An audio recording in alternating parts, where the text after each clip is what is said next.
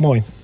Mä oon matkalla nyt stand-up-treeniklubille Hemingwaysiin Tikkurilaan ja päivän matkasuunnitelma on semmonen, että lähden tästä Jyväskylästä junalla Tikkurilan asemalle. Siellä alkaa 8 keikka ja sitten 10:30 bussilla takaisin sitten Helsingistä Jyväskylään.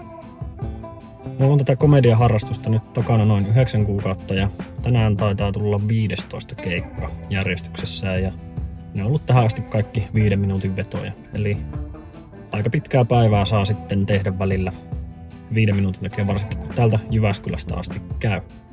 Jos haluat tietää, miten voisit itse aloittaa komediaharrastuksen, niin suosittelen katsomaan koomikko Antti Haapalan videon siitä, miten harrastuksen pystyy aloittamaan kohtuullisen helposti. Linkki löytyy videon kuvauksesta. Melko usein kysytään, että maksetaanko tästä sitten jotain. No, aloittelevalle open mic-koomikolle ei yleensä makseta mitään, eli omakustanteisesti saa näitä matkoja tehdä. Ja tänäänkin tämän reissun hinnaksi tulee noin 50 €, junalippu 30 ja bussilla sitten 20 kotiin. Tiedättekö muuten, kuka on Senioreiden jääkiekkoliiton puheenjohtaja? Sehän on tietysti Malervo Mummola.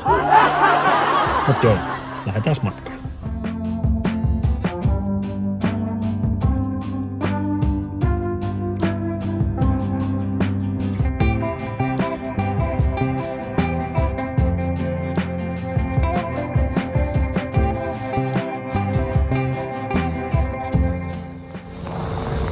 No niin, nyt ollaan siis Tikkurilassa ja klubillehan on tänään vapaa pääsy, joten saas nähdä miltä siellä näyttää. Nyt eletään joulukuun alkua ja pikkujoulukansaa on varmaan liikkeellä. Ilmaisklubeissahan on se pieni jännitys aina, että kaikki ei ole siellä välttämättä itse esitystä katsomassa. Lähdetään katsomaan.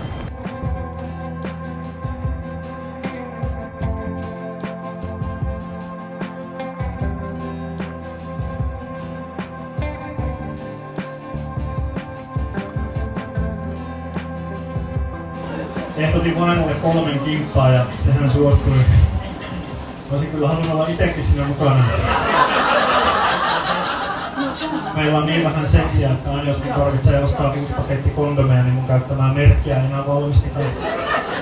Mulla on varmaan yöpöydänlaatikossa Suomen viimeinen suki.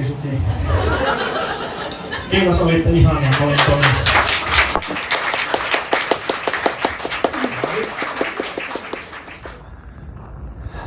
Joo, keikka on nyt takana ja sehän meni tosi hyvin. Kaikki koomikot oli hyviä ja yleisökin oli tosi hyvin mukana. Tupa melkein täynnä ilmaisista lipuista huolimatta.